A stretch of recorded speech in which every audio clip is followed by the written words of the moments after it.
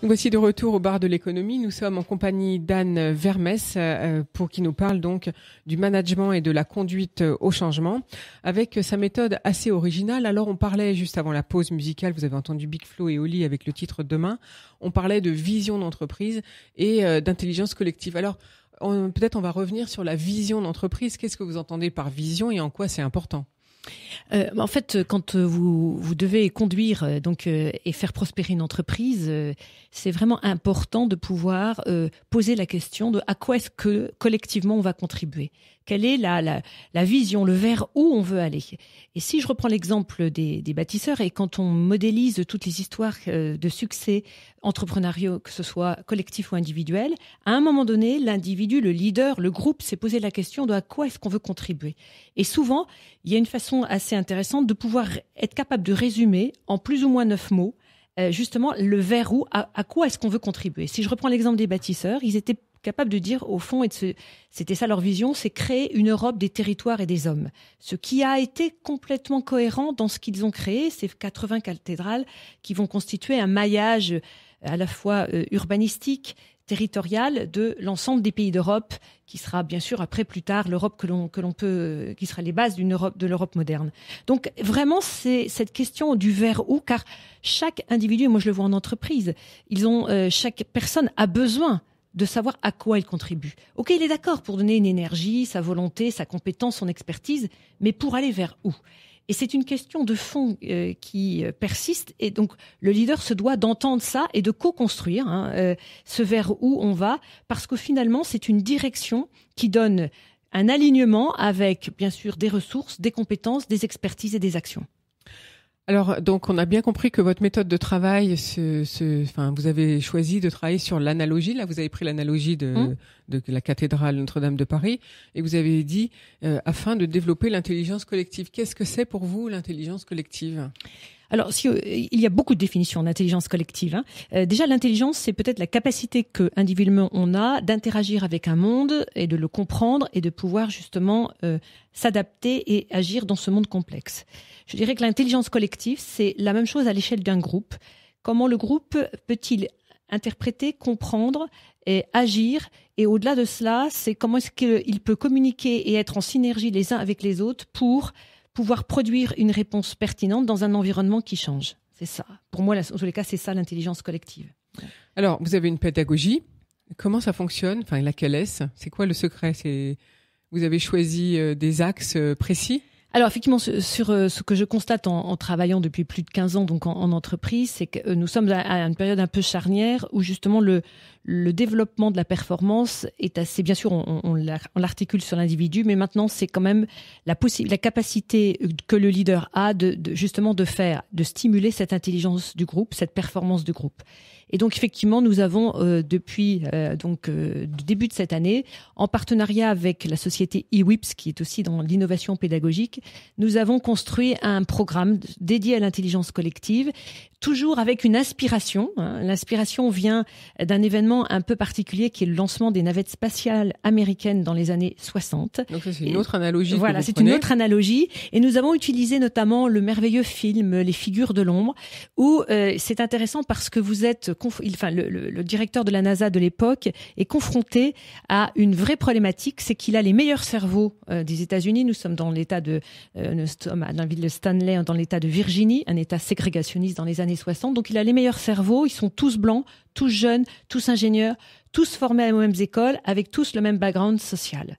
Et malgré cela, il n'arrive pas à trouver la solution qui va pouvoir finalement permettre donc le lancement de la première navette spatiale dans le vol orbital habité avec John Glenn, donc et la fameuse capsule qui doit se décrocher de la navette spatiale et s'amérir un peu plus loin. Et donc il est confronté à justement cette intelligence de groupe est tellement, je dirais, monoforme, monoproduit, qu'il n'arrive pas à les faire fonctionner. Et c'est donc la diversité percutante de 3 femmes noires américaine et mathématicienne qui va venir perturber ce collectif. Et donc, on s'inspire de cela pour montrer à quel point, justement, la diversité est absolument nécessaire dans l'intelligence collective, la vision partagée de vers où on va, j'y reviens, la capacité d'être dans le soutien et la solidarité, la capacité d'avoir un dialogue authentique entre les personnes et enfin d'avoir un co-engagement et une co-responsabilité. Donc une fois on leur demande en fait d'être consultants et d'aider ce fameux directeur de la NASA de pouvoir à pouvoir produire éventuellement une solution collective, et ensuite nous leur demandons de s'engager eux-mêmes, le groupe, donc on propose plutôt un manager avec son équipe, et bien d'être dans un concept un peu d'escape game où il doit faire décoller cette navette spatiale avec divers aléas. Et évidemment, là, pour nous, ils sont filmés, c'est une façon à la fois pédagogique et ludique de voir où en est la vision partagée, comment les interactions se font les uns avec les autres. Est-ce qu'ils utilisent toutes les compétences? Est-ce qu'ils prennent le temps de formuler des objectifs clairs entre eux? Donc, pendant ce moment-là, ils sont effectivement filmés. Et ensuite, nous avons un débrief dont l'objectif est de leur permettre évidemment de comprendre où sont leurs forces, où sont potentiellement leurs angles morts, et là encore, avec l'intelligence collective, de co-construire des pistes de solutions. Voilà, donc c'est une façon à la fois, toujours dans la pédagogie d'immersion expérientielle, de pouvoir en une journée et demie, finalement, faire un peu un bilan de où sont nos forces et pour les futurs challenges que nous avons à mener, eh bien, d'avoir déjà des pistes concrètes d'amélioration. Alors, on veut tout savoir, évidemment. Donc, si on a bien compris, vos séances se passent sur une journée ou 2 journées? C'est ça. Donc, nous avons donc un centre, donc c'est au 23 rue de Cléry, donc au centre de Paris. Nous sommes donc en partenariat avec eWips, géré par Pierre James et Caroline Venn, et puis donc Trait d'Union. Et donc, en une journée et demie, effectivement, eh bien, il y a donc en plein Paris, vous avez la possibilité, effectivement, de tout de suite faire le point de votre équipe. Disons qu'on gagne en temps, en maturité, en compréhension et en connaissance. C'est ça l'objectif, donc dans une performance durable. Est-ce que dans ces cas-là, le chef d'entreprise doit toujours être présent? Alors, on a plusieurs cas de figure. Soit ça peut être par exemple un manager qui intègre une nouvelle équipe et justement qui se dit, autant commencer par ce moment-là, parce que tout de suite, on va voir comment ça se passe et on va pouvoir tout de suite être dans un dialogue authentique et poser les bons problèmes et avoir des axes de solution. Ça peut être évidemment le manager qui lui-même arrive dans une équipe. Et bien sûr, puisque l'objectif, c'est vraiment de travailler sur cette cohésion de groupe, le manager doit être impliqué donc dans cette journée et doit être un acteur parmi d'autres. Alors, quelle taille d'entreprise demande ce genre de méthode de management? En fait, ça s'adresse Est-ce qu'il y a une évolution dans la demande depuis 2003 que vous existez? Oui, bien sûr. On voit bien que toutes ces pédagogies différenciées qui cherchent au fond à aller chercher toutes les ressources des individus pour pouvoir justement faire face et intégrer ces changements-là. On a donc ces pédagogies-là sont maintenant demandées. Il y a 15 ans, c'était très très innovant. Maintenant, on voit bien que ces pédagogies de détours, d'analogies sont intégrées. Donc, c'est plutôt effectivement des grands groupes, mais pas que. Ça peut être aussi des groupes d'entrepreneurs. Ça peut être des petites, moyennes entreprises qui, à un moment donné, se disent de toute façon, la cohésion d'une équipe, que vous soyez, je dirais, avec 10 000 personnes ou que vous soyez avec 100 personnes, est tout à fait nécessaire, quelle que soit d'ailleurs la taille. Merci Anne Vermès. On va faire une nouvelle pause musicale et puis on revient avec vous tout de suite. On va écouter Dennis Lloyd.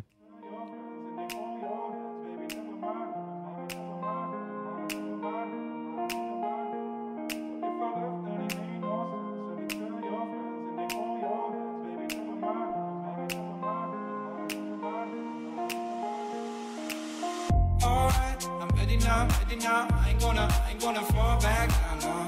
All right, I'm take it on me, baby. All I ever ask, are you gonna be my lover? Tonight, I take it with me. What if I left, then it made no sense? And you tell your friends and they hold your hands, baby, never mind. What if I left, then it made no sense? And you tell your friends and they hold your hands, baby, never mind. What if I left, then it made no sense? And you tell your friends and they hold your hands, baby, never mind. What if I left, then it made no sense? And you tell your friends and they hold your hands, baby, never mind.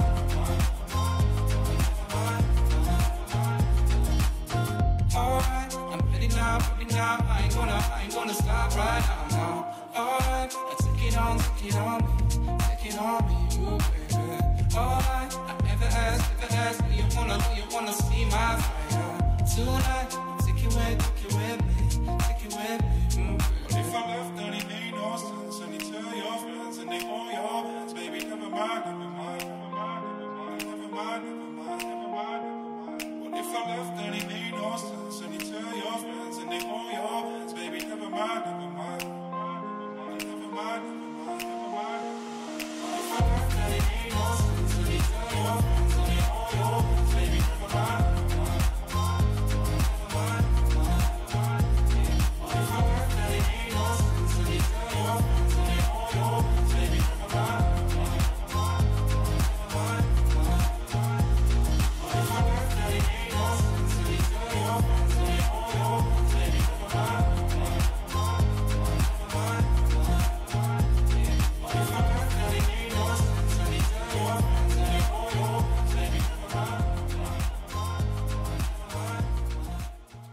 Nous voici de retour au bar de l'économie. Vous venez d'entendre Dennis Lloyd avec son titre Nevermind. Alors nous sommes toujours en compagnie de d'Anne Vermès pour Trait d'Union et de Sandrine Alonier, directrice de la communication de Vous Financer. Donc avec Anne Vermès, nous parlons de l'accompagnement des dirigeants dans la conduite du changement. Alors le changement, ça a toujours existé, mais là on est on est dans une société où le changement est exponentielle. On a déjà des nouveaux outils qui sont les outils informatiques qui évoluent sans arrêt. Est-ce qu'il y a une pression, vous trouvez, est-ce que les cadres ou les non-cadres, ceux qui viennent en tout cas en formation chez vous ou en stage, trouvent que c'est difficile? Effectivement, oui. Ce qui est difficile n'est pas forcément le rapport au changement, mais souvent, effectivement, un changement qui n'a pas forcément l'habitude, je dirais la dimension nécessaire pour pouvoir être intégré et passer à un autre changement. C'est plutôt la rapidité des changements qui est perçue souvent comme difficile, générant souvent évidemment des tensions, des conflits et bien sûr tout ce qu'on entend autour du stress. Donc l'accompagnement consiste aussi à leur donner aussi un peu plus d'éléments de ressources, car on a des ressources mentales et cognitives qui nous permettent aussi de changer sa représentation du changement. La preuve, c'est que en France, le changement peut être perçu comme étant incertain, difficile. Parfois, il suffit d'aller voir de l'autre côté en Asie, le changement dans la calligraphie chinoise, c'est aussi source d'opportunités. Donc tout l'enjeu, c'est au fond de voir comment la représentation du changement est parfois plus dangereuse que le changement lui-même. C'est-à-dire que changer sa représentation, c'est déjà se donner les moyens d'avoir des ressources pour pouvoir l'aborder. C'est vraiment ça qui est au cœur de mon accompagnement. Alors donc vous dites justement qu'il y a 4 piliers, c'est l'inspiration, l'immersion, l'éclosion pour arriver à un plan d'action évidemment. Absolument. Donc cette pédagogie est vraiment donc inspirée de cette expérience apprenante qui a été fondatrice pour moi, qui est donc cette concrétisation des cathédrales. Et effectivement, je me rends compte que aussi, avec la connaissance que l'on a en neurosciences du fonctionnement cérébral, notamment, et comment est-ce qu'on peut accompagner et aider justement à être beaucoup plus fluide et agile face au changement. C'est exactement la même chose. C'est-à-dire qu'on a besoin de réfléchir, de donner du sens. C'est la fameuse inspiration. Et on a besoin d'expérimenter concrètement les choses, donc dans le vécu émotionnel, pour ensuite en tirer des enseignements et agir. C'est vraiment cette colonne vertébrale qui paraît être en tous les cas, ce que j'expérimente, qui redonne au fond ce que je vois, et souvent c'est donc extrêmement important en entreprise. Comment on passe de « je subis ces changements » à « je deviens acteur d'eux », c'est-à-dire je reprends mon pouvoir d'initiative, mon pouvoir de réflexion, mon pouvoir d'inspiration. Et le pouvoir d'être soi, même dans un contexte de changement, c'est tout cet accompagnement-là. Et effectivement, ça passe par des approches qui sortent des sentiers un peu battus, d'où l'analogie, d'où l'immersion sur des lieux d'histoire.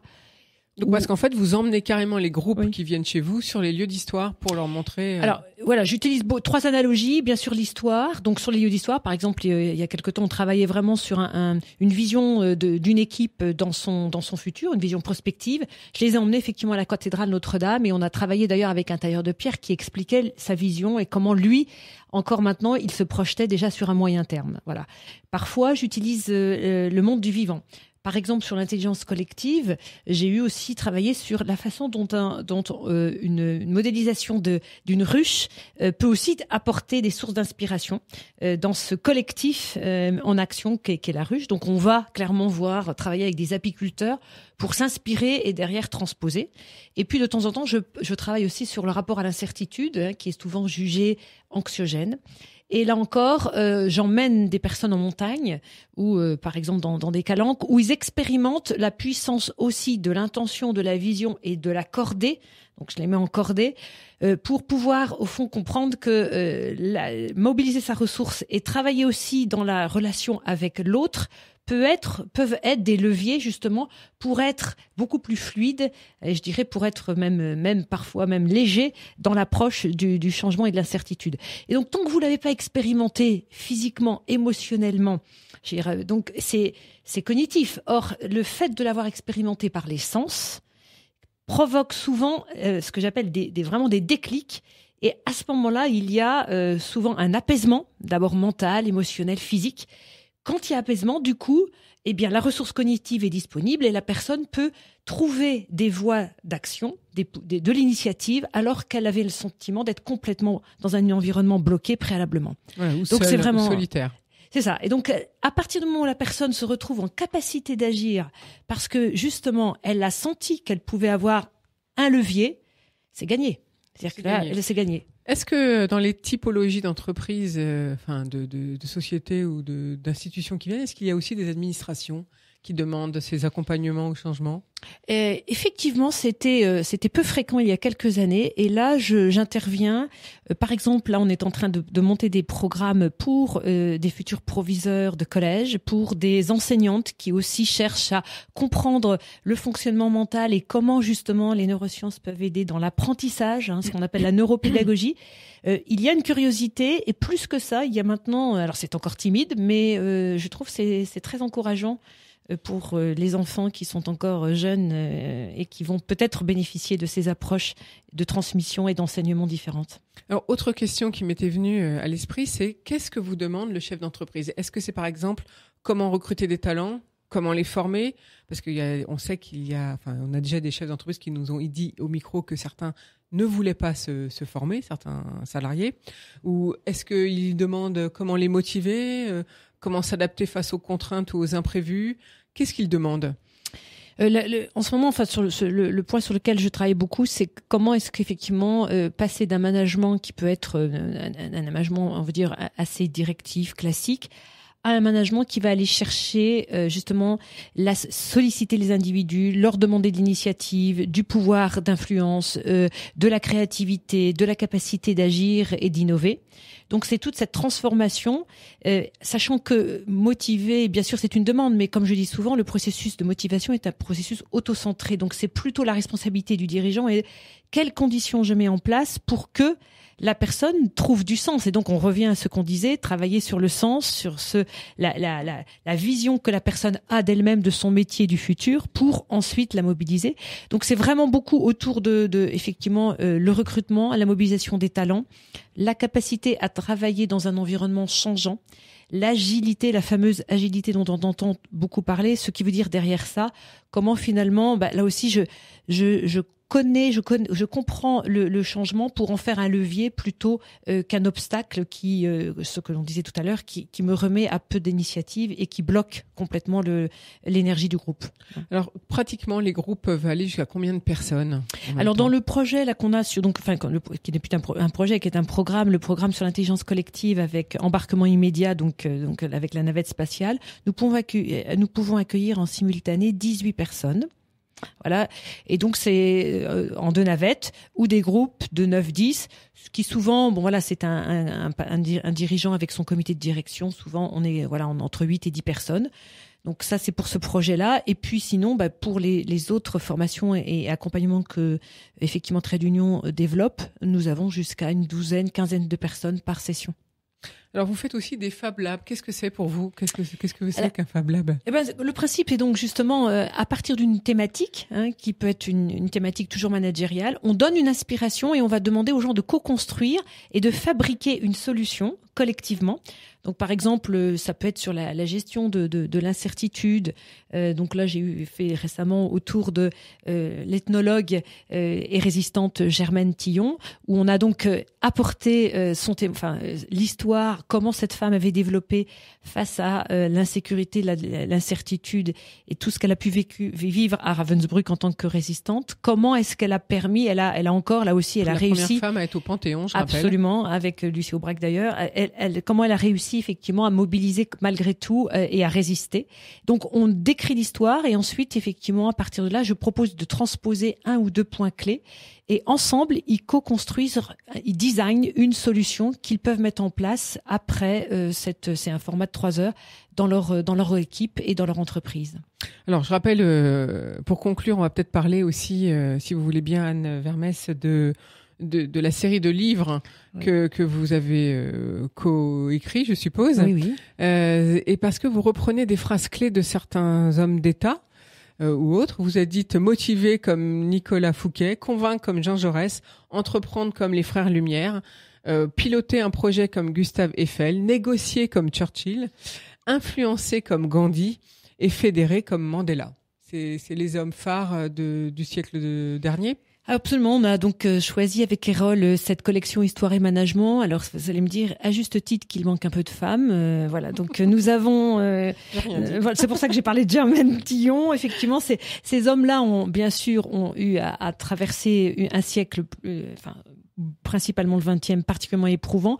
Mais en même temps, on peut voir un homme comme Nicolas Fouquet à la fin du XVIIe siècle et le mot management n'existe même pas. Et pourtant, ça reste un exemple vraiment intéressant dans l'art qu'il a eu d'aller chercher le meilleur de chacun de ses collaborateurs pour créer vraiment la quintessence de notre esprit à la française, du luxe à la française, au travers de la perle d'architecture qu'est Vaux-le-Vicomte. Donc on a, on a essayé de faire cette collection-là pour que tous les siècles soient concernés. Donc en fait, au travers de votre livre, on apprend des choses historiques sur l'homme ou la femme mise en avant, oui. Et en même temps, on fait des parallèles avec la direction d'entreprise. À chaque fois, il y a donc une forme de synthèse sur, au fond, en quoi cette histoire-là peut nous concerner, nous, entrepreneurs, dirigeants, managers. Et à chaque fois, vous avez, à la fin de chaque chapitre, quelques conseils qu'on vous propose d'appliquer et un petit plan d'action qui est effectivement lié à vraiment les invariants, les comportements invariants qui sont à succès et qui seraient intéressants d'appliquer ou en tous les cas de se réapproprier. Voilà, pour la somme de 18 € à peu près chaque livre. Alors peut-être le prochain, ce sera Simone Veil, sait-on jamais. Tout à fait. En tous les cas, nous avons tous les mois une rubrique inspiration dans la revue Management où nous avons beaucoup travaillé sur les figures féminines qui manquaient un peu dans cette collection.